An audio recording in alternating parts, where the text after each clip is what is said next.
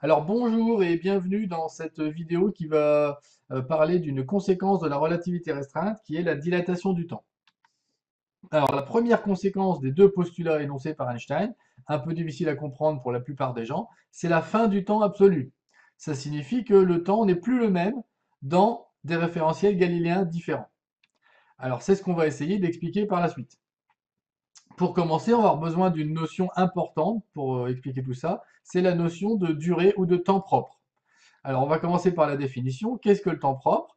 Donc, c'est la durée entre deux événements se produisant au même endroit et mesurée avec une horloge dans le référentiel où se produit le phénomène. Alors, un exemple, si l'événement A correspond à la création d'une particule à la date TA dans le référentiel R0 lié à cette particule, et si l'événement B correspond à la désintégration de la particule à la date TB dans le même référentiel R0, alors la durée T0 qui vaut TB moins TA et qui est la durée de vie mesurée dans R0 est ce qu'on appelle la durée de vie propre de la particule.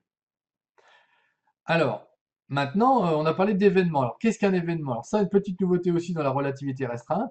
Eh bien, un événement correspond à un phénomène se produisant en un point de l'espace-temps, c'est-à-dire un point, x, y, z, et à un instant donné, dans un référentiel donné. Donc, Einstein relie espace et temps. Ils sont inséparables.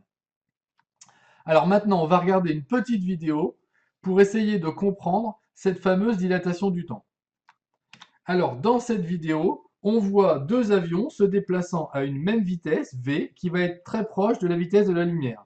Le premier a un appareil qui va permettre d'envoyer une impulsion laser, et le deuxième, un miroir qui va permettre de la renvoyer. Alors, dans le premier, on a une horloge qui va mesurer le temps de départ de l'impulsion et le temps de retour. Donc la distance entre les deux avions étant de L, le temps propre, mesuré par horloge, est 2L sur C. Maintenant, pour un observateur avec une nouvelle horloge qui est sur un astéroïde, voilà ce que l'on observe pour le trajet de l'impulsion laser. On va bien voir que ce trajet, évidemment, est plus long que celui que parcourait la lumière dans le référentiel lié aux avions. Donc, pour l'observateur se trouvant sur un astéroïde, le trajet étant plus long, la vitesse de la lumière étant toujours la même dans tous les référentiels galiléens, eh bien, la durée de trajet va être plus longue. Donc, on voit bien qu'elle est plus longue que le temps propre. C'est la dilatation du temps. Alors, après cette petite vidéo, on va revenir sur comment trouver le lien entre la durée propre mesurée dans le référentiel R0 de l'expérience, donc c'était les avions, le référentiel, et la durée mesurée dans le référentiel R, donc ici l'astéroïde, dans lequel évidemment le référentiel R0, les avions, sont en mouvement de translation. Alors, un petit schéma pour expliquer tout ça. Donc ici, l'avion, les deux avions, hein, en haut et en bas. Alors ici, on a un peu inversé, hein. L'avion en bas envoie l'impulsion et le miroir est en haut. Le principe reste exactement le même. Dans le référentiel des avions, hein, la lumière parcourt 2 fois L, et donc la durée de parcours, c'est 2L sur C. On va le voir après. Ici, les avions se déplacent, et donc la vision de la personne sur l'astéroïde est celle-ci, par rapport au déplacement de l'impulsion lumineuse. Donc, on l'a dit, voilà la durée du temps propre, et de la même façon, ici, puisque là, on a 1 fois D, 2 fois D, la durée donc mesurée pour quelqu'un sur l'astéroïde, c'est 2D divisé par C. Alors, on peut constater tout de suite hein, que comme grand D est supérieur à L, hein, puisque si on regarde ce schéma, grand D, c'est l'hypoténuse, c'est forcément supérieur au côté, eh bien le delta T, pardon, est supérieur au delta TP. Le temps mesuré est toujours supérieur au temps propre. Donc on a bien dilatation du temps.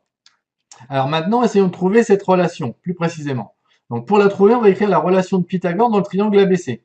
Alors la relation de Pythagore, elle nous dit que le carré de l'hypoténuse est égal à la somme des carrés des deux autres côtés. Alors, on a vu ensuite que delta TP, notre durée propre, est égal à 2L sur C. Donc à partir de là, on va pouvoir écrire L comme étant C delta TP sur 2. Et comme elle est au carré, on aura C delta TP sur 2 au carré. Alors on va faire un peu de place, et on va simplifier par le 2 au carré qui est partout en bas. On a donc cette relation-là. Ensuite, on va développer le carré partout. Et en isolant delta TP, on obtient cette relation-là. Donc C carré delta TP au carré égale C carré delta T carré moins V carré delta T carré. On va diviser par c au carré, partout. Donc ici, évidemment, disparaît, là aussi, et là, ici, on obtient v carré sur c carré. On va mettre delta t en facteur. Et dernière étape, on va faire passer ce terme-là de l'autre côté et extraire la racine. On obtient donc une relation qui est de la forme delta t égale delta tp fois ce coefficient qu'on va appeler gamma. Alors, on remet la relation ici et on va expliquer un petit peu ce qu'est ce gamma, ou plutôt combien il vaut. Alors, quelques valeurs. Mais si on prend une vitesse qui est 0,01 la vitesse fois la vitesse de la lumière, c'est-à-dire 1% de la vitesse de la lumière, on va avoir un gamma qui vaut 1,0001, soit un écart de 0,01% seulement par rapport à la mécanique de Newton. Vous voyez que même pour des vitesses relativement importantes, eh bien, la mécanique de Newton va rester valable. Pour des vitesses de l'ordre de 0,1 fois la vitesse de la lumière, c'est-à-dire 0,1, ça fait 30 000 km par seconde, eh bien, on a seulement 1% d'écart. Pour avoir 5% d'écart, il faut une vitesse qui soit égale à 0,3 fois c, soit 100 000 km par seconde.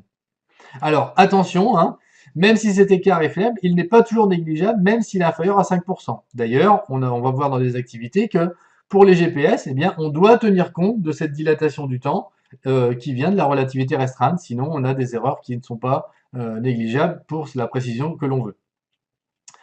Alors, maintenant, pour terminer, je vous propose une petite énigme qui a été posée il y a 107 ans par Paul Langevin et qui s'appelle le paradoxe des jumeaux. Alors, que dit-il? Il dit que deux jumeaux vivent sur Terre, mais que l'un d'eux est plus aventurier que l'autre. Il décide de partir en voyage spatial pendant plusieurs années. Son vaisseau voyage à une vitesse proche de la lumière. Lorsqu'il revient, il constate qu'il est plus jeune que son jumeau resté sur Terre. Et pourtant, eh bien, on a évidemment ce principe de relativité, c'est-à-dire que pour chacun des deux jumeaux, il voit son autre jumeau se déplacer à une vitesse proche de la vitesse de la lumière, et donc chacun voit l'autre jumeau revenir plus jeune que lui. Alors, où est le problème? Eh bien, je vous laisse réfléchir à cette question, et on en reparlera. Voilà, merci beaucoup, et à bientôt.